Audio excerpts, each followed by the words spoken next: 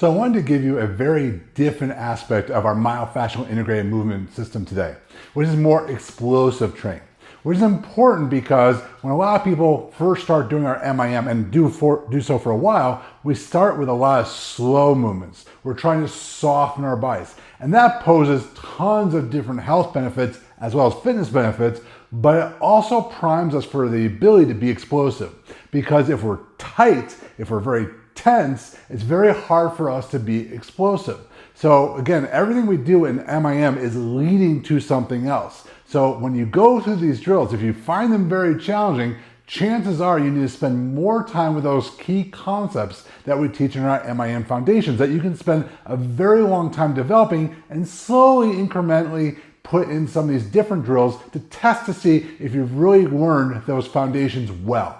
So welcome to a whole nother aspect of MIM with our more power-based movements that you can try to utilize and see why everything is interconnected within this great system.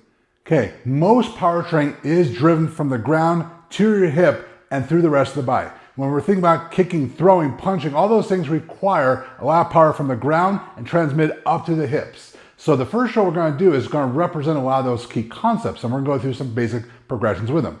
So we're going to assume that bow stance, which is if I have my feet about hip width apart, I'm going to take one step back and turn one foot slightly out. Now I want to be able to shift my weight forward without this back heel coming off the ground. So if the back heel is coming off the ground, I'm too far away. And I also want to be able to square up my hips rather well. So again, if you can't square up your hips, you're probably going to have to move your foot a little bit closer in. So what we're going to do first is start with some of our horizontal circling.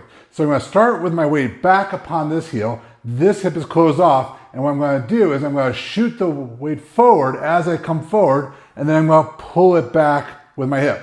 So inhale, exhale, inhale, exhale. So I want to feel free in my hips, and I want to feel as though I'm able to shift back and forth without changing my posture. Now what we're going to do is add some of that power element. So what we're going to do is we're going to take a deep breath in here. I'm going to push through this foot, which is going to drive my hip forward and going to express the ball straight out. Now I'm not going to fully lock out and reach. I just want to be in control, and then I'm going to pull it in back in. So it'd be deep breath in, then a hard exhale, and then inhale, inhale, exhale, inhale, exhale. So again, I want to be balanced in this position where I'm still staying pretty vertical. Once I'm able to do that, then I can add a little bit more complexity to the movement.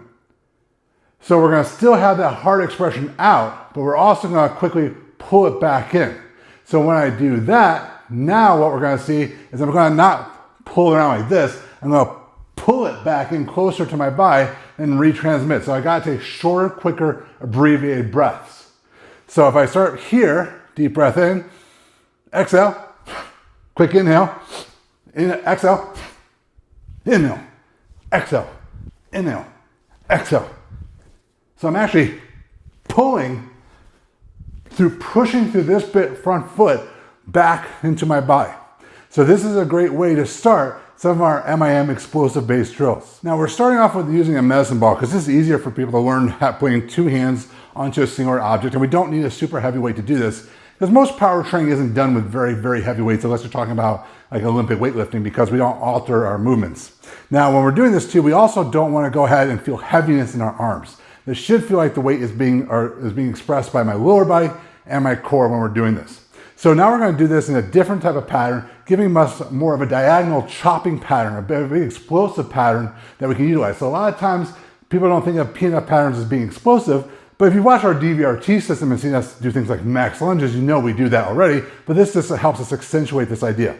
So we're going to set up kind of that horse stance position. So that means our feet are wide, my feet are slightly pointed out, I'm going to drive my legs out, and I want to stay rather vertical in the movement. So we're just going to pattern this first. So what I'm going to do is come to one side. I'm going to push through this hip, have a little angle looking about 30, 45 degrees this way.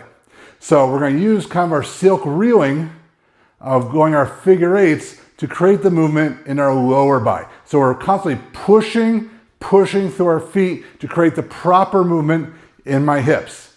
So what I'm going to do is I'm going to start the weight about chest level. I don't want to start too high where I shrug my shoulders. I'm going to pull the weight across, and then I'm going to chop the weight back down.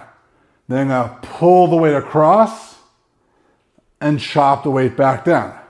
So it could be inhale and then exhale. Inhale and then exhale. So this is how we're going to start adding some explosiveness. So we're going to go ahead and go inhale, chop. So a big exhalation through that nose. So big as I come down. Then we're going to inhale through the nose, exhale.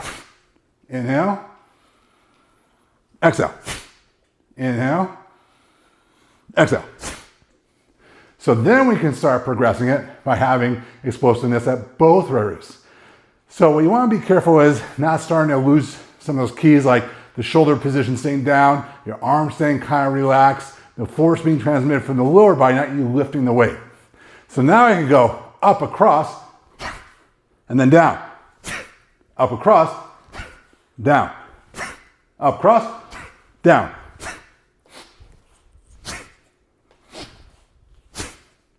So what you start seeing is my feet kind of popping a little bit on the ground because I'm creating so much force by pushing in the ground with a lot of these movements. So those are some great progressions you can do to, again, keep progressing these concepts that are so key. So if you hold a lot of tension, you're going to find this gets heavy in the arms and you're not going to be moving with fluidity in the lower body. Okay, so this next drill is definitely going to build a lot of power in the lower body, but also stability, because we're going to do a very different movement as we go down in creating a lot of force into the ground when I drop. This will make a lot of sense in a second. So a lot more stability too, because I'm going to be more on single leg when we start this actual exercise. So this is a little higher level work. Now I'm going to use our mobility balls here. You don't have to. You can do just body weight. The mobility balls are going to give you a little bit more feedback and make it a little bit easier. So I'm going to stand a little bit of a 45 here. And what I am going to do is I'm going to take a step. When I drop my foot, I'm going to take a step laterally out so you guys will see what I'm doing. So what I'm going to do is I'm going to cross my hands. Don't get too worried which arm is over. It doesn't really matter. But I don't want to be shrugging my shoulders. I want to keep my body relaxed. I'm going to sink into this left leg, lift up my right leg, and then I'm just going to drop as I go down. So I'm just going to drop the leg down. I'm not trying to drive it down, I'm just going to drop it down. Now when I do that, I'm going to shoot my left leg out to the side. I'm going to do a little bit of that silk reeling we just did to bring myself back. So let's go over it. Here. Cross. Here. Now I can pull my foot in, come back, set myself up, and do it again. Come here, set myself up.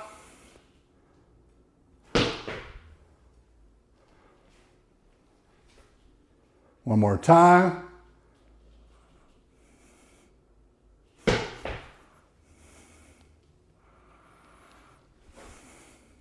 So you see how fast I create force in the ground, but I also have to decelerate myself. And I do that without bending over, falling forward, or a lot of the things that really catch people. So this is a great drill to teach both stability and power at the same time. So pointing off that progression of adding power and stability together, we're going to add a drill that accentuates a lot of those qualities. So again, I'm going to use my mobility balls. You don't have to. If you don't use your mobility balls, I do recommend you create little fists, not super tight, but just little fists to give you a little bit of feedback in the exercise. The mobility balls work better, but if you don't have access to them, it's fine.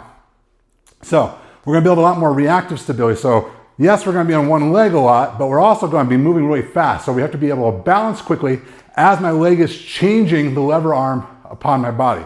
So tons of hip, core, foot stability that's actually needed when I'm creating that power.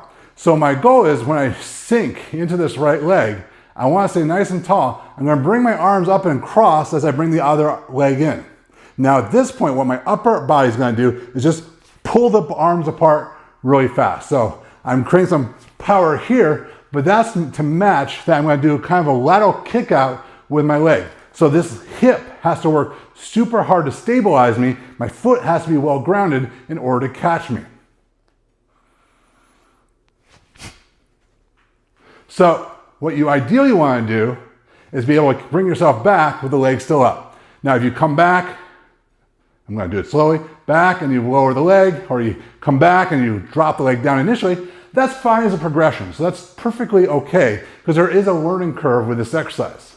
But ultimately we want to try to come back into that original position that we have here where I'm rooted back down. So one of the keys is you don't want to come up very high as you're doing it. You want to stay down. The lower you stay down, the easier it is to maintain your balance. So let's go over it again.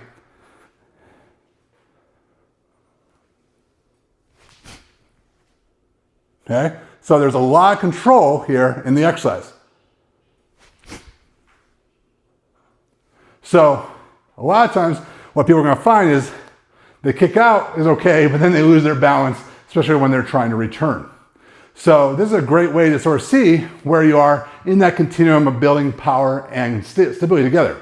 But this is also a great intro into what MIM power training can look like, and it can have so many different benefits. So going back to those foundations sometimes, when you're going slow and you're learning to be soft, it's not just to relax your body. It's not just to soften your body. It's to do so that eventually you can create great power with your movement. So when you keep that in mind, that might give you more purpose with what you're doing in your training.